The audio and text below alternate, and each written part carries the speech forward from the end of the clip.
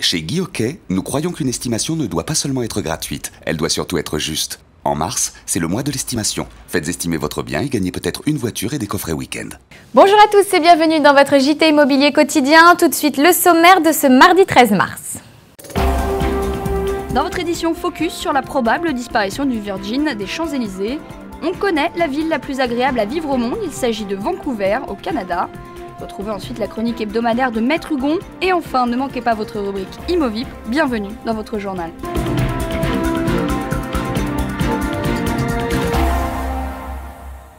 Et on commence ce journal avec la possible disparition d'une célèbre enseigne sur les Champs-Élysées. En effet, Virgin Megastore pourrait quitter la plus belle avenue du monde.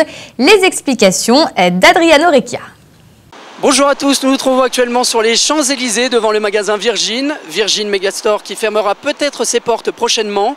On parle du géant Apple pour récupérer le bâtiment. Nous avons posé la question aux Français, voyons ce qu'ils en pensent. On n'était même pas tenu informé, c'est les clients qui me l'ont annoncé en premier en fait. J'ai entendu des rumeurs mais j'étais pas sûr que ça allait fermer. Un peu dommage, ouais, c'est vrai. Au final, ouais, c'est un peu dommage. Ça serait vraiment cool qu'Apple soit sur les Champs-Élysées. C'est bien dommage, parce qu'on trouve vraiment tout ce qu'on veut. C'est pour ça que je viens là d'ailleurs, dès que je vois un truc. Ouais, je trouve ça dommage. When tourists come, we're here, walk this street and you can buy stuff. And if you close a massive center like this, you would have less attraction for us. Si par exemple c'est Apple qui le remplace, je trouve ça mieux en plus. Ça serait une valeur ajoutée, non pas une perte. Tu vois. Il n'y a rien d'autre comme Virgin. Voilà, comme vous avez pu le constater, les avis sont partagés. Certains sont ravis de l'arrivée d'Apple sur les Champs-Élysées, d'autres sont un peu plus déçus de la disparition du géant culturel. En tout cas aujourd'hui, une chose est sûre, un cabinet a été contacté pour trouver un successeur. La suite sur TVIMO.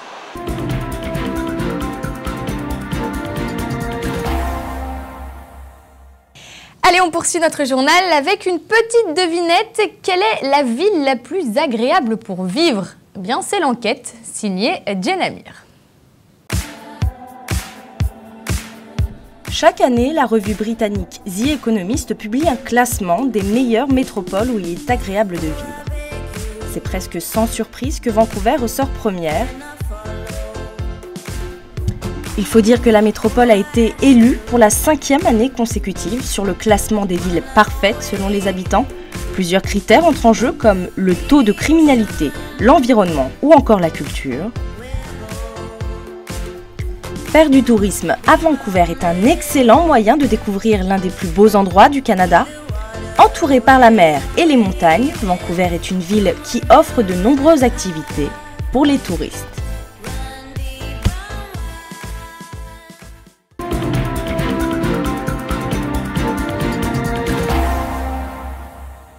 Allez, on passe tout de suite à notre chronique juridique et pour en parler, il est là, il est à mes côtés. J'ai le plaisir d'accueillir sur notre plateau notre expert, notre avocat, Maître Xavier Hugon. Bonjour. Bonjour Alexandra. Merci d'être avec nous. Alors, figurez-vous que j'ai une petite question à vous poser, j'en profite, puisque vous êtes là. Je souhaite faire une location, donc on m'a tout simplement demandé une caution. Alors, j'aimerais comprendre ce que ça veut dire, à quoi ça m'engage. Enfin, tout simplement, déjà, qu'est-ce que c'est ?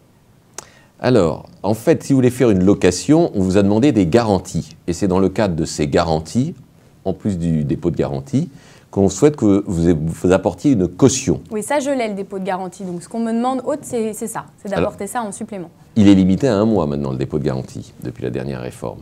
Donc qu'est-ce qu'une caution ? Une caution, c'est un acte par lequel une personne, en l'occurrence ce sera soit vos parents ou des amis, vont se porter garant envers le propriétaire du bon paiement des loyers par vous-même.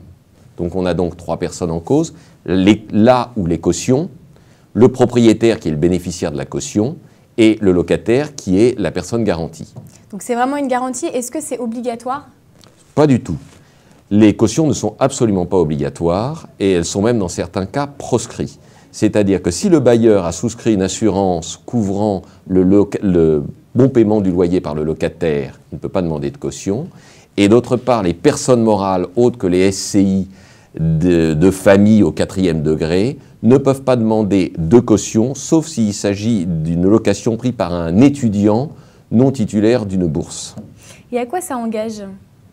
Alors, la caution, c'est un acte très important. On ne donne pas sa caution à la légère.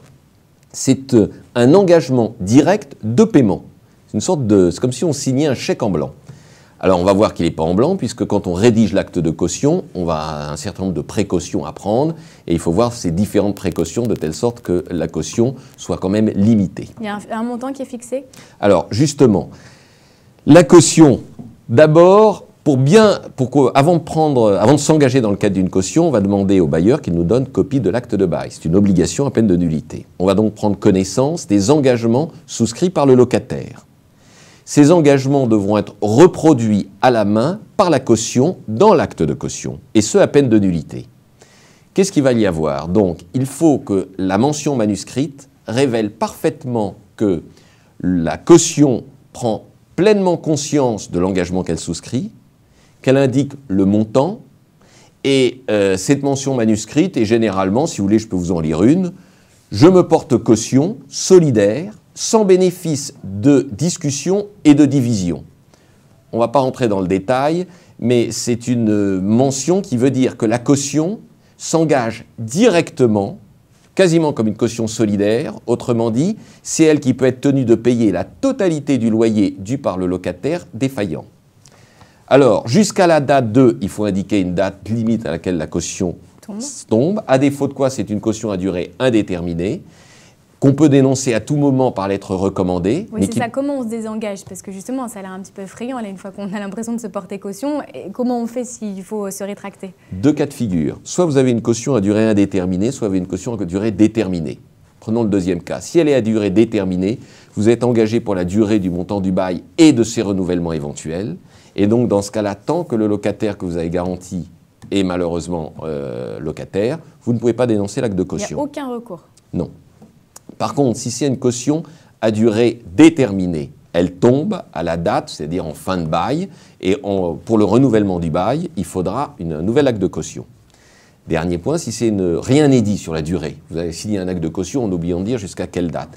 Là, la caution peut la dénoncer à tout moment, mais cette dénonciation ne prendra effet qu'à la fin du bail ou de son renouvellement en cours au moment où la dénonciation a été faite par lettre RAR. Très bien, merci beaucoup Maître Hugon pour toutes ces explications sur la caution. On se retrouve la semaine prochaine? À la semaine prochaine. Avec un nouveau thème donc. Merci beaucoup. Yes.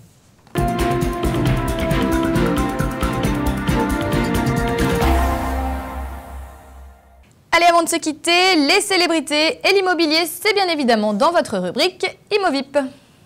Justin Bieber voit les choses en grand. Pour ses 18 ans, le chanteur en herbe vient de s'offrir une petite villa de 900 mètres carrés pour la modique somme de 10 millions de dollars. Aujourd'hui, la maison est occupée par Ashton Kutcher. Justin devrait s'y installer dans quelques semaines avec sa copine Selena Gomez. Le jeune couple ne sera pas à l'étroit, la villa ne compte pas moins de 5 chambres, un bar et un cinéma privé, ainsi qu'une salle de sport, une salle de massage, le tout avec une vue panoramique sur le lac et les collines d'Hollywood. Un lieu idéal pour rêver à la gloire, le petit prince de la pop pourra également compter sur la cuisine ultra moderne de la maison pour mijoter des petits plats à sa belle. Un parfait nid d'amour pour le jeune couple qui fait du même coup son entrée dans le monde très fermé d'Hollywood.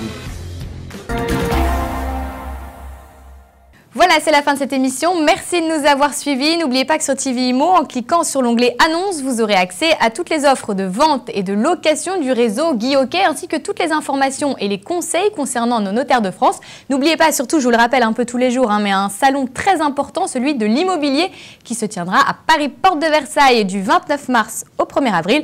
En attendant, quant à moi, j'ai le plaisir de vous retrouver mercredi pour un nouveau journal. Alors surtout, restez connectés, ne manquez rien et à demain.